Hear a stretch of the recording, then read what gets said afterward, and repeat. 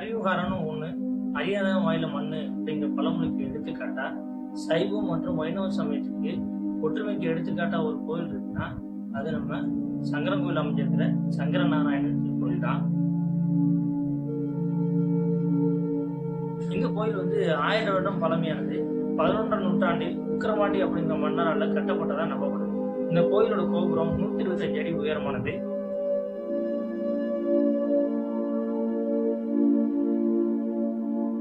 இங்க ஒரு பிரகாரத்துல லிங்க வடிவுல சங்கரனும், இன்னொரு பிரகாரத்துல கோமதி அம்மாவும் இருக்கிறாங்க. கோயில்ல ரொம்ப பிரசித்தி பெற்றது இந்த சங்கர நாராயணன் தான். தன்னுடைய ஒரு பாதியில சங்கரனாவும், இன்னொரு பாதியில நாராயணாவும் அருள்காட்சி கொடுக்குறாங்க. இந்த கோயிலோட வரலாறு என்னன்னு பாத்தீங்கன்னா, முன்பொரு காலத்துல சங்கன்ற ஒரு நாகராஜாவும், பதுமன்ற ஒரு நாகராஜாவும் வாழ்ந்துட்டு வந்துருக்காங்க.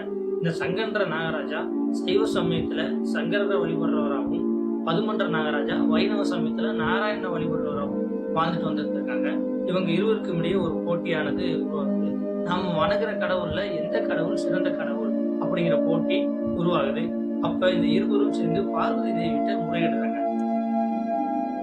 பார்வதி தேவி மக்களுக்கு உண்மையை உணர்த்துறதுக்காக பூலோகத்துக்கு வந்து ஒரு புண்ணை மரத்துக்கடியில உட்கார்ந்து ஈஸ்வரனை நோக்கி தவம் புரிகிறாங்க.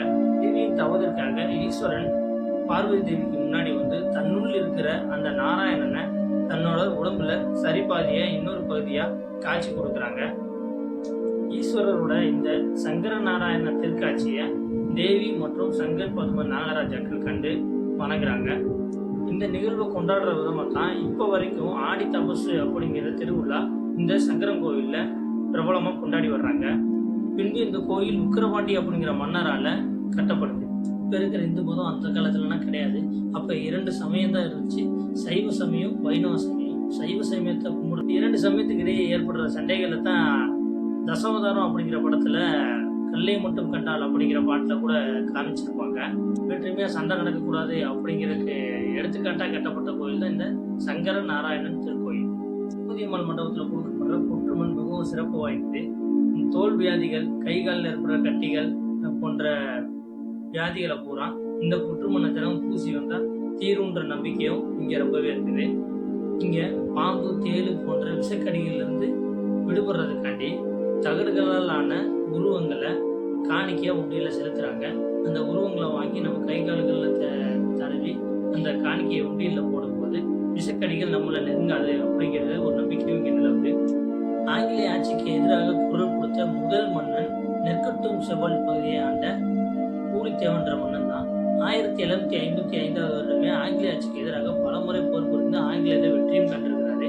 கடைசியா ஒரு போர்ல ஆங்கிலேயர் தோல்வி அடையும் போது அவர் கைது பண்ணி அழைச்சு கொண்டு போகும்போது தன்னுடைய கடைசி ஆசையாக இந்த சங்கரன் கோயில் அமைஞ்சிருக்கிற கோமதி அம்மனை வழிபடணும் அப்படின்னு அவரு கேட்டிருக்கிறாரு. இப்போ ஆங்கிலேயர் அவருடைய ஆசைக்கு இணங்க அனுமதி வழங்கியிருக்காங்க.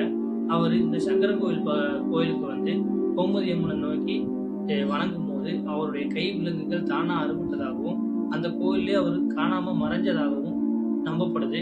அதற்காகவே இந்த சங்கரன் கோவில்ல பூலித்தேவனுக்கும் தனி அறையும் அமைச்சிருக்கிறாங்க. இந்த சங்கரன் கோவில் நாகதோஷ பரிகார கோயிலாகவும் பார்க்கப்படுது. நாகதோஷங்கள் உள்ளவங்க, திருமண தடை உள்ளவங்க இந்த கோயில்ல நாகராஜாவுக்கு பால், பழம், மஞ்சள், குங்குமம் போட்டு வழிபட்டாங்கன்னா அவங்களோட நாகதோஷம் நீங்கும்னு நம்பப்படுது. துலாபரமும் இருக்கு. அதாவது பக்தர்கள் தன்னுடைய எடைக்கு எடை அரிசி, வெல்லம், நவதானியங்கள் கொடுத்து கோவிலுக்கு காணிக்கையா கொடுத்து வழிபடுற வழிபாட்டு முறையும் இங்க சிறப்பாகவும் பார்க்கப்படுது.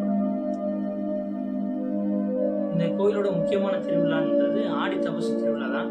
ஆடி தபசு திருவிழா அப்படின்றது கோமதி அம்மன் ஈஸ்வரனை நோக்கி வழிபட்டு சங்கரநாராயண பெருமானா காட்சி கொடுத்த அந்த நாளை தான் ஆடி தபசு திருவிழாவா இந்த கோயில்ல கொண்டாடுறாங்க. இங்க லட்சக்கணக்கான மக்கள் ஆடி தபசு அன்னைக்கு சங்கரநாராயண வழிபடுறதுக்கு வருவாங்க. இங்க தெப்பக்குளமும் இருக்கு. இந்த தெப்பக்குளம் அந்த சங்கன் பதுமன் அப்படின்ற நாகராஜாக்களால உருவாக்கப்பட்ட தெப்பக்குளம்னு நம்பப்படுது.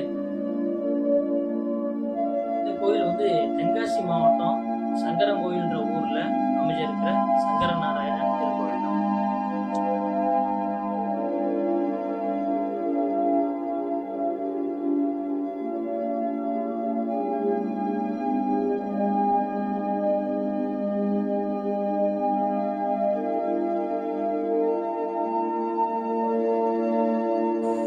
வேறொரு வீடியோவில் உங்களை எல்லாம் சந்திக்கிறேன். நன்றி, வணக்கம்.